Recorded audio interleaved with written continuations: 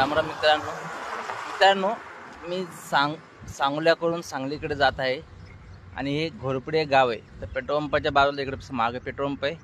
Petrol पंपाच्या बाजूला मी थांबलो होतो.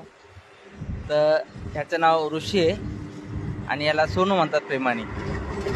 तर हा आता 7वीला गेलाय आणि एवढा मेहनती आहे. तुम्ही मागं बघू शकता ती चहाची टपरी हा सांभाळतोय. त्याचं वय किती, हे काम किती करतोय, तर खूप छान काम करतोय तू.